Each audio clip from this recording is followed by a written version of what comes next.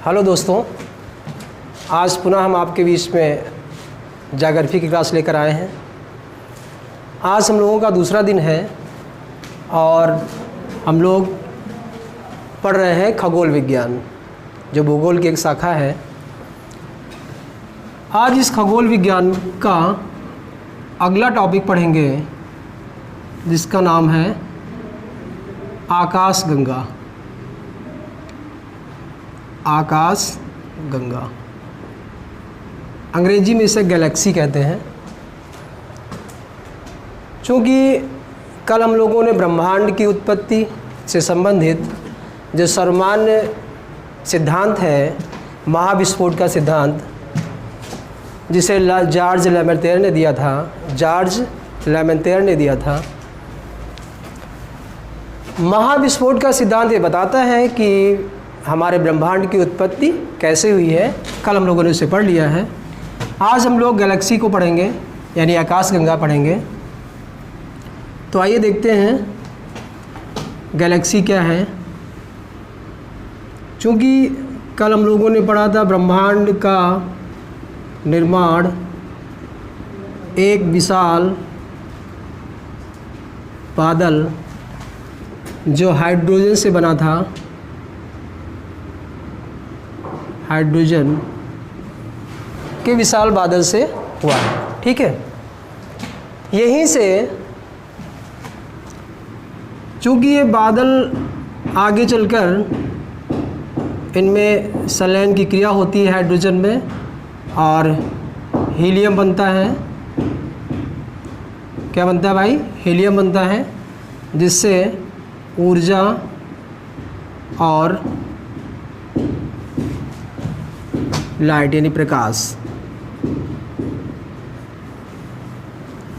बनता है। ठीक है, अब ब्रह्मांड में, संपूर्ण ब्रह्मांड में, चित्र में आप देखेंगे संपूर्ण ब्रह्मांड में अरबों गैलेक्सी हैं, अरबों गैलेक्सी।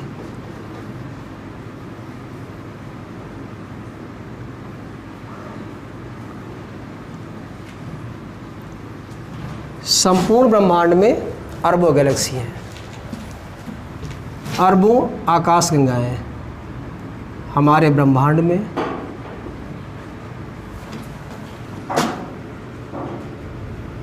हमारे ब्रह्मांड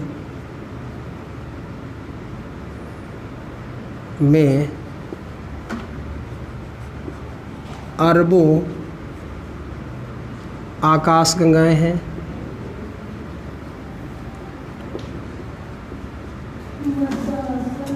और किसी एक आकाशगंगा में, अगर इस आकाशगंगा को बाहर कर ले, एक आकाशगंगा में अरबों तारे हैं, अरबों तारे। कहने का मतलब ये है कि आकाशगंगा किससे बनी है? तारों से बनी है। किससे बनी है? तारों से बनी है। और किसी एक आकाशगंगा में अरबों तारे हैं। कहने का मतलब है कि हमारे ब्रह्मांड में अरबों गैलेक्सी हैं, आकाशगंगाएं हैं और अरबों तारे हैं। तो चूँकि आकाशगंगा का सीधा संबंध किससे भाई? तारों से है। किसी आकाशगंगा में, इसको हम रफ कर रहे हैं, किसी आकाशगंगा में, किसी गैलेक्सी में तारों की संख्या अरबों है।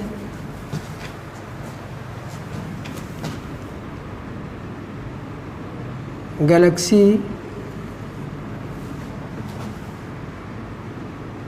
कुछ इस तरह से गैलेक्सी होती है, जिसमें 3 भुजाएं होती हैं। गैलेक्सी में कितनी भुजाएं होती हैं? 3 भुजाएं। और तीनों भुजाओं में लाखों तारे, अरबों तारे पाए जाते हैं। इस तरह से मान लीजिए पहली भुजा हो गई, ये दूसरी भुजा हो गई और ये तीसरी भुजा। तो हमसे सीधा प्रश्न बन जाता है कि गैलेक्सी का आकार कैसा होता है, तो आकार होता है सर्पीला। कई बार यहाँ से प्रश्न बनता है कि किसी गैलेक्सी का आकार कैसा होता है, सर्पीला होता है। अंग्रेजी में कहें तो स्पाइरल होता है, स्पाइरल होता है। गैलेक्सी का आकार कैसा होता है भाई, स्पाइरल होता है। और गैलेक्सी में 3 भुजाएं होती हैं, 3 स्पाइरल भुजाओं वाली ब्रह्मांडीय आकृति को गैलेक्सी कहते हैं। ठीक है। अब तीनों भुजाओं में तारों का अपना एक अस्तित्व होता है। कहने का तात्पर्य अस्तित्व से मतलब है कि प्रारंभिक भुजा में जो तारे होते हैं,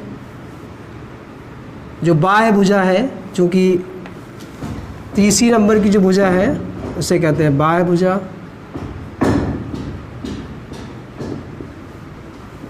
दूसरे नंबर वाली भुजा है मध्य भुजा, और केंद्र में जो आंतरिक भाग में भुजा है उसे केंद्रीय भुजा कहते हैं। क्या कहते हैं भाई, केंद्रीय भुजा। तारों का निर्माण बाह्य भुजा में कहाँ पर होता है, बाह्य भुजा में। चूँकि यहाँ पर हाइड्रोजन के बादल एंटी क्लॉकवाइज घूम रहे होते हैं और यहीं से हाइड्रोजन हीलियम में बदलता है, और हाइड्रोजन हीलियम में संलयन होने के कारण फ्यूज़न यानी फ्यूज़न होता है और हीट और लाइट उत्पन्न होती है और यह तारा बन जाता है। ठीक है। यानी कि प्रारंभिक यानी बाह्य भुजा में जो तारे होते हैं उनका प्रकाश नीला होता है, यानी नीला यानी अधिक ऊष्मा। नीला प्रकाश, अधिक ऊष्मा। यहाँ जो तारे बनते हैं इन्हें हम भ्रूण तारा भी कहते हैं। क्या कहते हैं, भ्रूण तारा। यानी कि किसी गैलेक्सी की प्रारंभिक भुजा में यानी बाह्य भुजा में जहाँ तारों का जन्म होता है उस भुजा को क्या कहते हैं भाई, बाह्य भुजा कहते हैं। वहाँ तारे कैसे होते हैं, नीले रंग के होते हैं और भ्रूण तारे जन्म लिए हुए तारे होते हैं। फिर तारे क्रमिक रूप से आगे बढ़ते हैं, आगे बढ़ते बढ़ते बीच वाली जब भुजा में आते हैं यहाँ पर, तो इसे मध्य भुजा कहते हैं। यहाँ पर रंग हो जाता है इनका नारंगी। क्या हो जाता है, नारंगी या पीला। अर्थात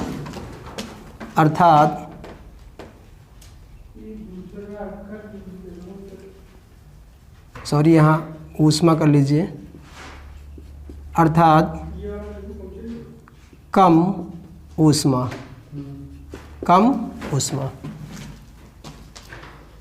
इसके बाद जो केंद्र वाली भुजा होती है, आंतरिक भुजा होती है, इसमें तारों का रंग कैसा हो जाता है, लाल हो जाता है।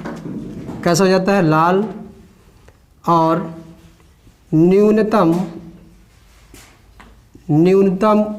ऊष्मा वाले तारे होते हैं। यहाँ पर कह सकते हो वृद्ध तारे, वृद्ध तारा। यहाँ पर प्रौढ़ तारा। ठीक है भाई। तो एक बार फिर से देखिए, बाह्य भुजा में तारों का रंग कैसा होगा, नीला होगा। अर्थात यहाँ पर तारे जन्म लेते हैं यानी बनते हैं, उत्पत्ति होती है। इनमें अधिक ऊर्जा होती है, भ्रूण तारे कहलाते हैं। मध्य भुजा में रंग नीला होता है या पीला होता है, कम ऊष्मा वाले होते हैं, प्रौढ़ तारा कहलाते हैं। केंद्रीय भुजा में लाल तारा यानी रंग कैसा होगा, लाल होगा। ऊष्मा कैसी होगी, न्यूनतम होगी, कम से कम होगी। और इन्हें वृद्ध तारा कहा जाता है। कल हम लोगों ने पढ़ा भी था कि भाई जब कोई तारा मृत अवस्था में होता है तो उसका रंग कैसा हो जाता है? लाल हो जाता है। कैसा हो जाता है? लाल। तो अब आप कल्पना करें कि हमारा जो सूर्य है वो आकाश गंगा की किस भुजा में होगा? तो भाई हमारा सूर्य आकाश गंगा की मध्य भुजा में है। कहाँ पर है? मध्य भुजा में है। हमारा सूर्य यानी हमारा तारा जिसे हम सूर्य कहते हैं किस भुजा में है भाई? मध्य भुजा में है। हम लोगों ने पढ़ा भी है कि हमारा जो तारा है सूर्य, उसने अपना आधा जीवन व्यतीत कर लिया है। तो आधा जीवन मतलब किसी मध्य भुजा में पहुंच गया है, अपनी आकाश गंगा की मध्य भुजा में तारा हमारा सूर्य पहुंच गया है और उसका रंग कैसा है? पीला है। कैसा है? पीला है। ठीक है, इतनी बात आपको समझ में आई होगी। एक बार फिर से पढ़ लेते हैं। आकाश गंगा में अरबों तारे होते हैं। अरबों तारों में से तारों का जन्म जब होता है तो आकाश गंगा की पहली भुजा में होता है, यानी बाह्य भुजा में होता है। बाह्य भुजा के बाद मध्य भुजा में जो तारे होते हैं उनका रंग पीला होता है। आंतरिक भुजा में जो तारा होता है उसका रंग कैसा हो जाता है? लाल हो जाता है। ठीक है भाई, यानी मृत तारा हो जाता है। अर्थात हम कह सकते हैं कि इसका हाइड्रोजन समाप्त होने की अवस्था में होता है। अब आगे बढ़ते हैं थोड़ा सा। गैलेक्सी की बात हम लोगों ने पढ़ ली। गैलेक्सी का केंद्र, गैलेक्सी का केंद्र बल्ज कहलाता है। क्या कहलाता है भाई? बल्ज। अर्थात किसी आकाश गंगा के केंद्र बिंदु को जहाँ तारे मृत अवस्था में पहुँचते हैं उसे हम क्या कहते हैं? बल्ज कहते हैं। कल हम लोगों ने तारों की अवस्था को पढ़ा था और ये पढ़ा कि तारे जब लाल दानव बनते हैं उसके बाद उनमें दो स्ट्रीम बन जाती हैं। एक स्ट्रीम वह होती है जो अपने सूर्य यानी हमारे तारे सूर्य से छोटी होगी, तारे के द्रव्यमान से छोटी होगी, तब क्या बनेगा? व्हाइट वामन बनेगा, व्हाइट ड्वार्फ बनेगा, सफ़ेद वामन बनेगा, श्वेत वामन बनेगा और अंत में क्या बनेगा? काला वामन। क्या बनेगा भाई? काला वामन। तो ये काला वामन कहाँ जाएगा? यही बल्ज में जाएगा। कहाँ जाएगा? बल्ज में जाएगा। फिर दूसरी स्ट्रीम थी 1.44 से यदि बड़ा होगा तो तारा क्या बनेगा? अभिनव तारा बनेगा। क्या बनेगा? अभिनव तारा बनेगा। विस्फोटक तारा बनेगा और यह विस्फोटक तारा 4 रूपों में बदल सकता है। कितने रूपों में? 4। पहला न्यूट्रॉन, पल्सर, क्वेसर और ब्लैक होल। क्या बन जाता है भाई? Black hole. न्यूट्रॉन, पल्सर, क्वेसर और ब्लैक होल। क्या बनता है भाई? Black hole. ये दो तारे जो हैं सबसे तेज घूमने वाले तारे हैं। कैसे भाई?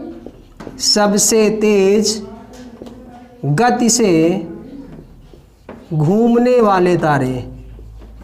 सबसे तेज गति से घूमने वाले तारे कौन से हैं? पल्सर और क्वेसर। और सबसे ज़्यादा घनत्व वाला तारा कौन सा भाई? घनत्व वाला तारा ब्लैक होल। ठीक है, तो अब आप बताइए हमें कि ये ब्लैक होल, न्यूट्रॉन, पल्सर, क्वेसर कहाँ पर मिलेंगे? हमें कहाँ मिलेंगे? बल्ज में मिलेंगे। किसी भी आकाश गंगा के केंद्र को बल्ज कहते हैं और बल्ज में तारा जब मृत अवस्था में होता है तो कहाँ पहुँचता है? बल्ज में। कहाँ पहुँचता है भाई? बल्ज में। तो बल्ज किसी आकाश गंगा का केंद्र बिंदु होता है। चलिए इसको एक बार नोट डाउन कर लें आप। ये महत्वपूर्ण चीज़ें हैं, परीक्षा में कई बार पूछा जाता है, इसे आप नोट डाउन कर लें, फिर आगे बताएं हम।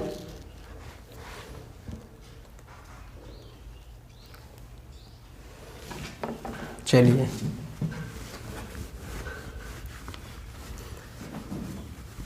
अब चूंकि हम लोगों ने अभी पढ़ा कि भाई हमारे ब्रह्मांड में अरबों गैलेक्सी हैं। कितनी गैलेक्सी हैं? अरबों। ठीक है, अरबों गैलेक्सी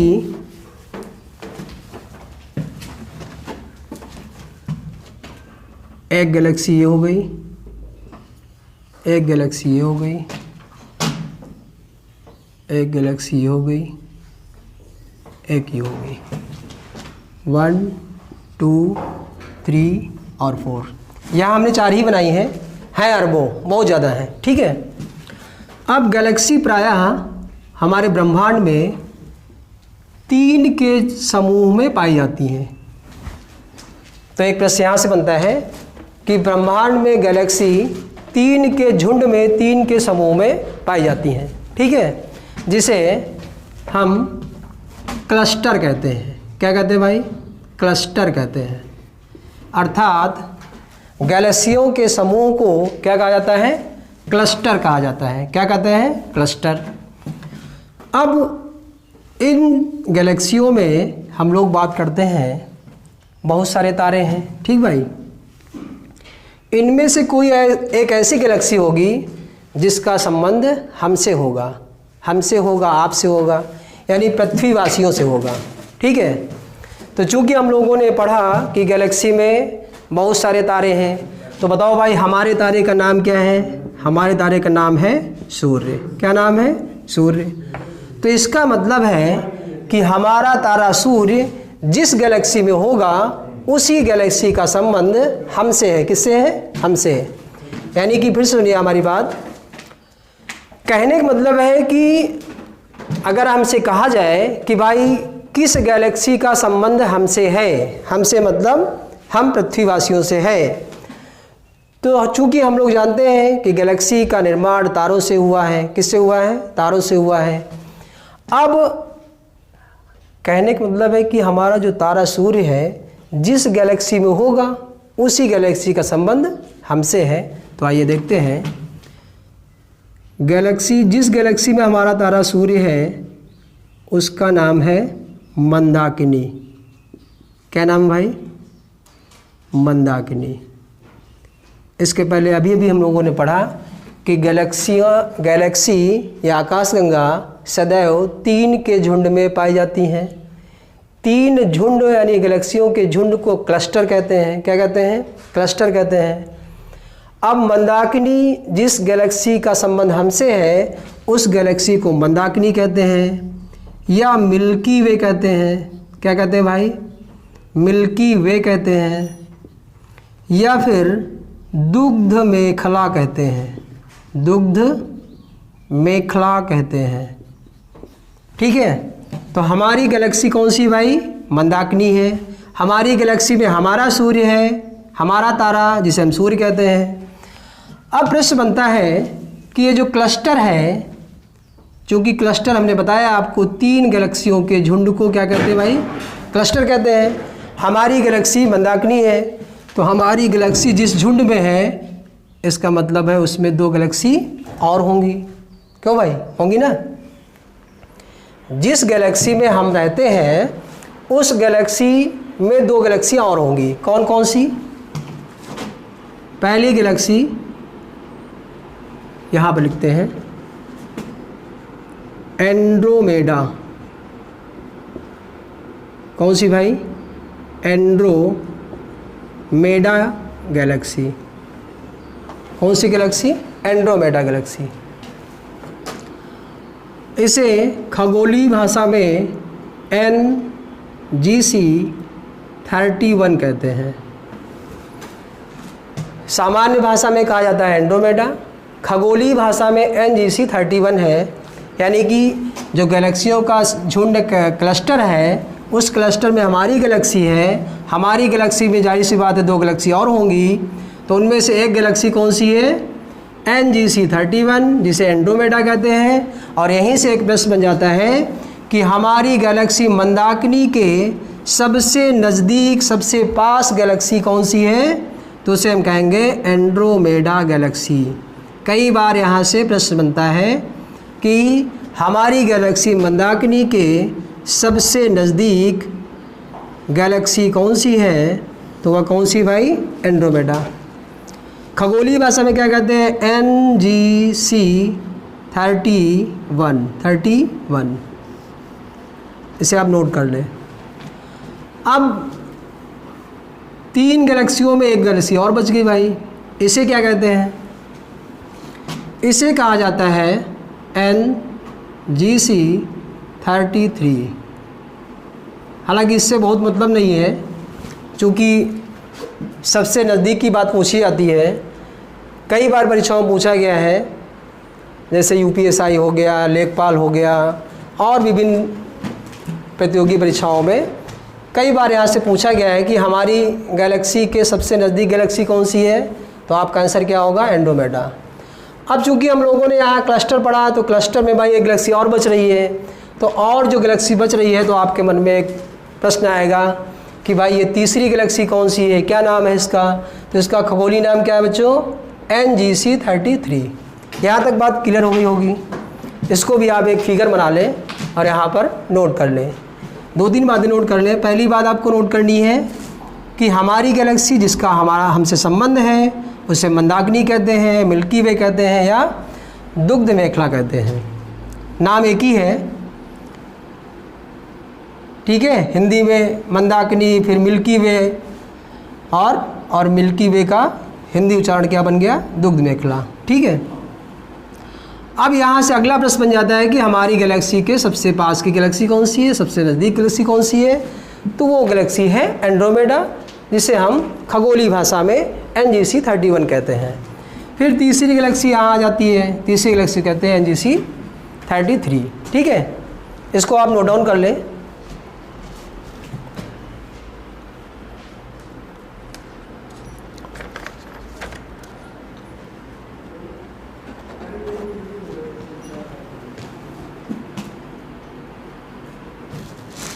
चलिए आगे देखते हैं, इसको रख कर दे रहे हैं हम।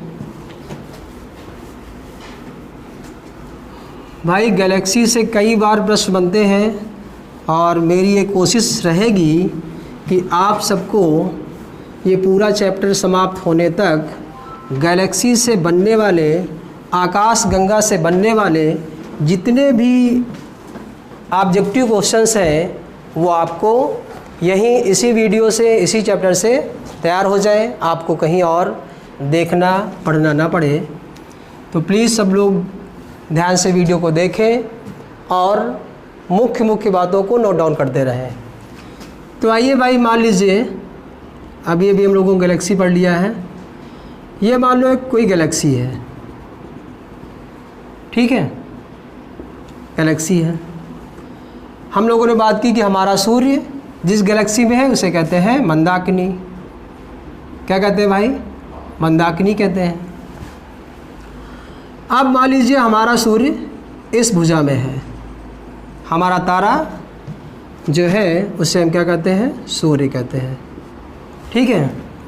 हमारा सूर्य गैलेक्सी, मंदाकिनी गैलेक्सी के इस भुजा में है।